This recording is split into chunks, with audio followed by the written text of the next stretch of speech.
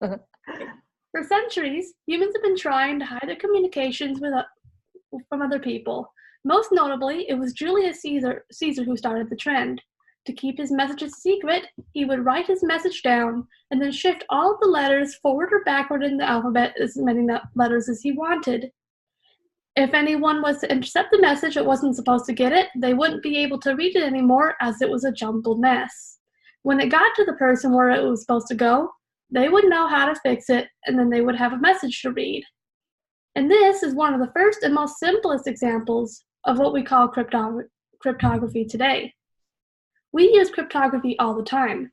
When you email someone or get on the internet, you're using cryptography. And as much as we use it, not many people know much about it. So I wanted to give you a good start on what cryptography is and how you can apply it when you're on the internet. So to begin, you have to know a bit of vocabulary. So I created this here visual aid to help you learn the words that have to do with cryptography. So this is called a citell. It is a form of encryption that was used about 4,000 years ago. And it would be longer than this, and it wouldn't be, you can kind of tell the message already because it's in red. It wouldn't be that. But this is a bit of what it will look like. The messenger would take it, and if someone were to intercept it along the way, they wouldn't be able to read this. But if you give it to the person who's supposed to have it, they would know how to use it. And they would usually do it like this. And they would have a pole, but I'm going to use my arm. And now you can see a message, and it says hi. So now that you have an idea, you can see how this works. So this is our jumbled mess. This is called ciphertext. And this is my arm, and it's also called the key in this example. You need my arm or the key to encrypt it, make it this jumbled mess, and decrypt it or get the message out of it. You need my arm to see what it is. This is the key. Now, in the real world today, we use much more complicated ciphers, but it's the same deal. So today, in order to talk to people, we use what's called public key cryptography. And in public key cryptography, we have not one, but two keys.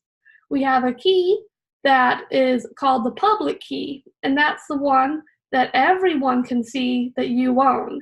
And then there's the private key that only you can see that will decrypt the messages.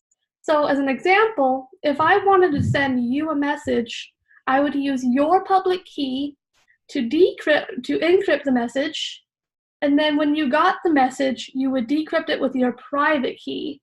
That way, we're not sending any keys around for anyone else to see. So that's the way that we keep it the most secure. Now, another form of cryptography that you probably use all the time and probably hate the most is called hashing cryptography. A hash is used when you take the regular text and you turn it into a jumbled form, and it stays like that. You don't go backwards. It's impossible to go backwards. And that's good when you're using it for passwords. When you create a password, the website will take it and they'll put it into the hash form and put it into their database. If you try to get back into your account, you'll put in your password, it'll turn it into a hash and compare between the two. And that's good because you don't want a database to have just regular text passwords. If someone wants to hack into that, they will just have all of the passwords and there goes all of your data. But you're not safe because it's still possible to guess your passcodes. And it's the scariest statistic ever, but the most common passwords are 1, 2, 3, 4, 5, 6, password, and ABC 1, 2, 3. If your password is this, I suggest you change it because hackers will just go in and guess. And the next thing they'll do is they will brute force your password. And this is where they'll just use any combination of numbers, letters, symbols until they have your password. And that's why it's smart to come up with a complicated password with like many numbers and letters, and so they can't guess it or it'll take them a very long time. But that's the part that everyone hates. They don't like coming up with long passwords. But nobody said that being secure on the internet was easy. So now that you know how cryptography works on the internet, you can apply these concepts to help you keep you and your information safe. Thank you.